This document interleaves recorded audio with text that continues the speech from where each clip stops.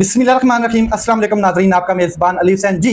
इमरान खान साहब को 8 मुकदमात में ज़मानत क्या मिली सुप्रीम कोर्ट ऑफ पाकिस्तान से कि ये गला सड़ा गंदा निज़ाम ताकतवर का बौखला गया। एक दफ़ा बौखलाया क्यों? क्योंकि इमरान खान साहब ने पहले ही कह दिया था, पहले दिन नहीं, कि ये जो 9 मई है ये पाकिस्तान तहरीक इंसाफ को क्रश करने के लिए और ये फॉल्स फ्लैग ऑपरेशन किया गया है। जिस तरीके से CCTV फुटेज गायब की गई है उसके बाद बिल्कुल क्लियर हो जाता है कि ये एक सियासी जमात को डाउनफॉल करने के लिए, यानी कि उसको क्रश करने के लिए ये एक false flag pre planned operation जो है वो तैयार किया गया और सरंजाम दिया गया। लेकिन इसके ऊपर पूरी ताकतवर की बिल्डिंग तैयार थी, पूरा बुर्ज खलीफा तैयार था और यही वो बयानिया है जिसके मद्देनजर पता नहीं कितने सैकड़ों के करीब पाकिस्तान तहरीक इंसाफ के कारकुनान, फिर लीडरान, फिर वर्कर्स, फिर जितने भी मतलब के जो अपोजिशन लीडर्स हैं और पार्लियामेंटेरियंस हैं, नेशनल असम्बली के जो कारकुनान हैं, उनको नाअहल भी किया गया, सजाएं भी दी गई और फिर जेलें भी लोगों को दिखाई गई। ये सारा 9 मई के हवाले से है और इस 9 मई को जबरदस्त किया। हालांकि ये 9 मई का जो केसेस हैं इनको लोग जुडिशरी से इमरान खान साहब को इंसाफ मिल जाना चाहिए था, लेकिन जुडिशरी को कंट्रोल किया हुआ है। फिर हाई कोर्ट से मिल जाना चाहिए था, हाई कोर्ट ने नहीं मतलब कि इमरान खान साहब को इंसाफ दिया। ये सुप्रीम कोर्ट ऑफ पाकिस्तान में मुकदमा जाना ही नहीं चाहिए था, बिलफर्ज ये चला गया। अब जब सुप्रीम कोर्ट ऑफ पाकिस्तान के फाजिल जजेस ने देखा कि अगर इसके मेरिट्स पे बात करते हैं तो फिर पूरी दुनिया में हमारा मजाक उड़ेगा और अगर हम इमरान खान साहब को जमानत नहीं देते तो फिर हमें जजमेंट लिखनी पड़ेगी और हम क्या लिखेंगे कि किस बुनियाद पर हमने इमरान खान साहब को जमानत नहीं दी, मेरिट भी नहीं डिस्कस किए और जमानत भी नहीं दी। तो मजबूरन सुप्रीम कोर्ट ऑफ पाकिस्तान को इमरान खान साहब की जमानत देनी पड़ी। लेकिन उसके बाद ये निज़ाम, ये ताकतवर के नुमाइंदे टाउट्स यकदम हरकत में आते हैं, बौखला जाते हैं और सीधा जाके इमरान खान साहब की बहन अलीमा खान साहिबा के घर पे रेड डालते हैं। नामालूम अफराद वीगो डाले लेकर, जो एक कल्चर है हमारा, जो किसी शख्स को अगवा किया जाता है पाकिस्तान में, लापता किया जाता है पाकिस्तान में या उठाया जाता है तो वीगो डाला बड़ा ज़रूरी है उसके लिए। और हर साल बजट भी वीगो डालों का सरकार देती है, चाहे वो इंटेलिजेंस एजेंसीज को दिया जाए, सिक्योरिटी फोर्सेस को दिया जाए, इदारों को दिया जाए, ये दिया जाता है कि आप वीगो डाला ज़रूर लें। इसकी बड़ी धाक है पाकिस्तान में। तो वीगो डाले पहुँचते हैं अलीमा खान के घर और पहले उनके बेटे शिरेज खान को अरेस्ट किया जाता है, बल्कि अरेस्ट नहीं किया जाता, धक्कम पेल के साथ उनकी फैमिली को हिरासा करके उठा लिया जाता है, अगवा कर लिया जाता है। अब मज़े की बात यह है कि जिस मुल्क में इस तरह का कल्चर नाफिज कर दिया गया है कि फैमिलीज को हिरासा किया जाता है और एक शख्स को उठाया जाता है विदाउट एनी अरेस्ट वारंट, कोई वारंट नहीं दिखाया जाता कि आपके खिलाफ कौन सा मुकदमा है, कब दर्ज हुआ है, और अब आपको अगवा किया जाता है या फिर अरेस्ट किया जाता है। तो अरेस्ट कर लिया जाता है और जुडिशरी का हाल ये है कि जैसे ही फाजिल जज साहब के सामने पेश किया जाता है ATC की अदालत लाहौर में, तो फाजिल जज साहब जो हैं वो 8 दिन का जिस्मानी रिमांड कबूल कर लेते हैं, मंजूर कर लेते हैं। ये 2 साल पुराना मुकदमा है 9 मई का, जिसके मुकदमे में जो इमरान खान साहब का भांजा है शिरेज खान, एथलीट है, उसको नामजद किया गया था। 2 साल पुराने मुकदमे में अब गिरफ्तारी डाली जाती है क्योंकि अब जब निज़ाम को पता लगता है कि हम हारते हुए दिख रहे हैं, हमारी हार बिल्कुल करीब है, तो फिर वो इमरान खान साहब की फैमिली पे टूटते हैं, उनकी बहनों की फैमिली पे टूटते हैं। तो शिरेज खान को जेल में भेज दिया जाता है। 8 रोज़ा जिस्मानी रिमांड फाजिल जज साहब मंजूर करते हैं। आगे चलते हैं जी।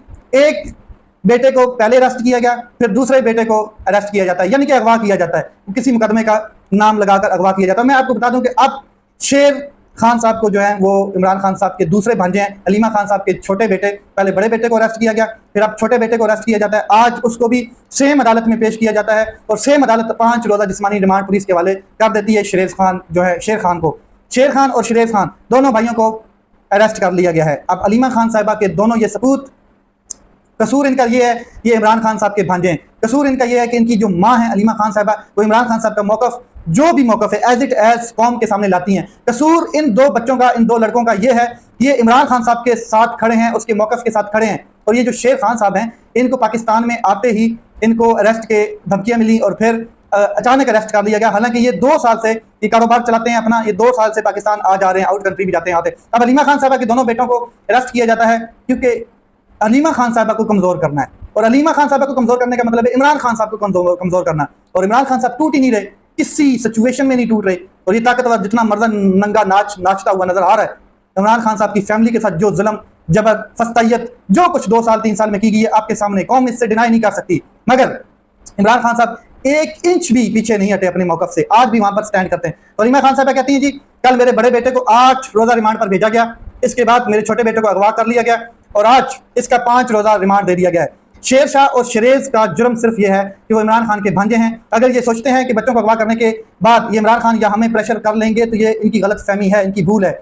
मुझे किसी ने कहा कि आपको भी गिरफ्तार कर लेंगे, तो मेरे तो पहले ही अरेस्ट वारंट निकले हुए हैं। 8 नहीं, 10 नहीं, 20 नहीं, 80 मुकदमात इमरान खान साहब की बहन अलीमा खान साहिबा और बाकी बहनों पर भी हैं, जिसमें कत्ल के, दहशतगर्दी के, गद्दारी के मुकदमात हैं। तो उन्होंने कहा कि मुझे तो कोई डर नहीं है, गिरफ्तार करना है तो अभी कर लें। दरअसल ये खुद को प्रेशराइज कर रहे हैं, इसके अलावा इनके पास कोई हल नहीं है। अदालतों का ये हशर है कि इनको ऑर्डर लिखा लिखाया आता है और ये ऑर्डर के मुताबिक मुजरिम डिक्लेयर कर देते हैं। जिन लोगों पर आर्टिकल 6 लगता और लगना चाहिए था उनको हुक्मरान बना दिया गया है, और जो मुहिब वतन है उनको दहशतगर्दी के सर्टिफिकेट बांटे जा रहे हैं। जज, सियासतदान, पुलिस वाले दबाव में हैं। इनको डर है कि इन्होंने जितना जुल्म करके किया है, अगर इमरान खान रिहा हो गए तो वो इनसे बदला लेंगे। इमरान खान साहब कभी किसी से बदला नहीं लेते और इमरान खान साहब बादशाह सलामत से भी बदला नहीं लेंगे। वो नरम दिल हैं और उन्होंने अपनी ज़िंदगी में कभी किसी से बदला नहीं लिया। ये अलीमा खान साहिबा ने क्लियर कट आज प्रेस कॉन्फ्रेंस में बताया, जब शेर खान को अरेस्ट करके ले जाया जा रहा था रिमांड पर।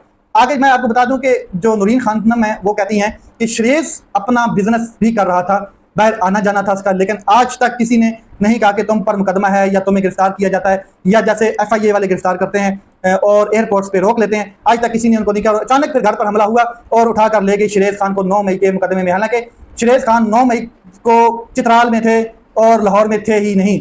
शरेज खान जो हैं वो अदालत से वापस आ रहे थे तो उनको अरेस्ट कर लिया गया, ये अलीमा खान साहबा ने कहा है। फिर मैं आपको एक बात बता दूं कि सलमान अकरम राजा जो हैं वो भी इस पर बात करते हुए नजर आए। हमारे पास सारा रिकॉर्ड मौजूद है, शरेज खान 9 मई से 13 मई तक चित्राल में मौजूद थे। ये रिकॉर्ड हम अदालत में पेश करेंगे। शेरशाह को पता था कि वो गिरफ्तार हो सकते हैं, लेकिन वो फिर भी पाकिस्तान आया इसलिए कि अब हमारे बाहर आने का कोई फायदा नहीं और मैं बाहर नहीं रहूंगा। ये डरे हुए हैं और ये खौफजदा हैं।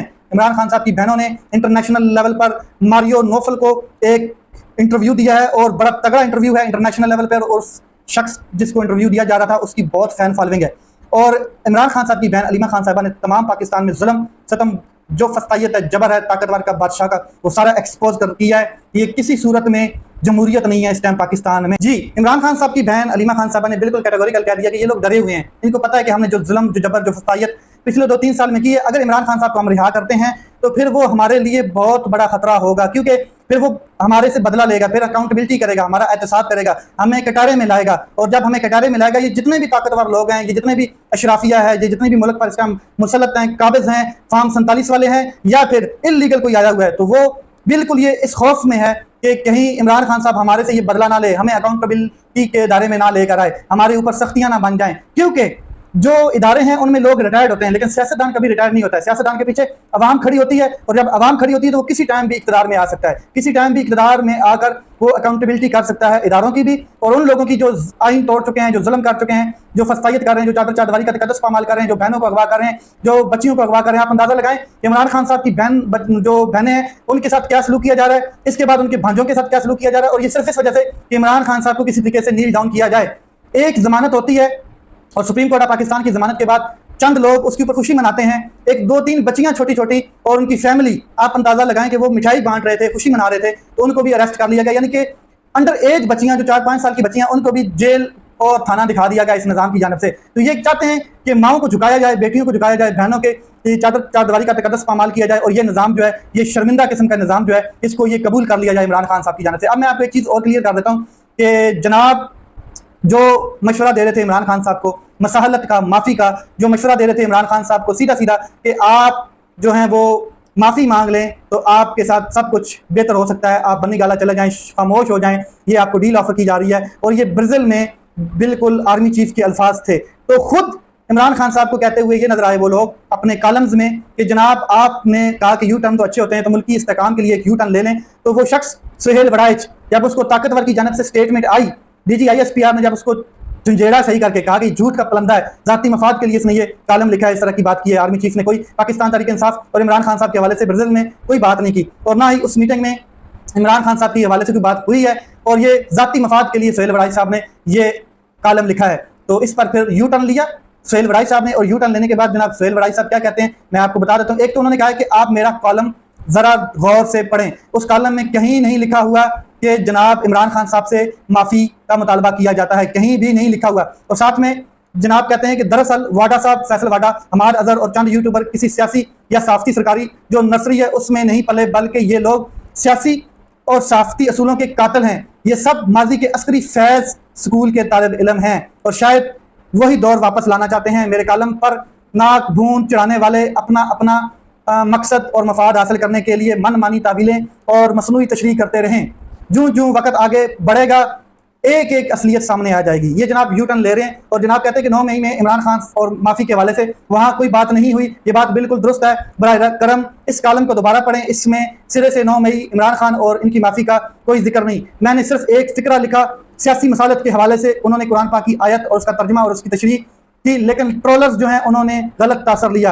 वो इनकी मर्जी है, लेकिन आने वाला वक्त जो है वो बताएगा कि हालात किस तरफ जा रहे हैं। ये सुहेल बड़ाई साहब कह रहे हैं। ज़ाती इल्ज़ामात के हवाले से किसी तबसरे और जवाब की ज़रूरत नहीं। आने वाला वक्त और जो तारीख है वो लिखी जा रही है और तारीख मामले को वाज़ह कर देगी।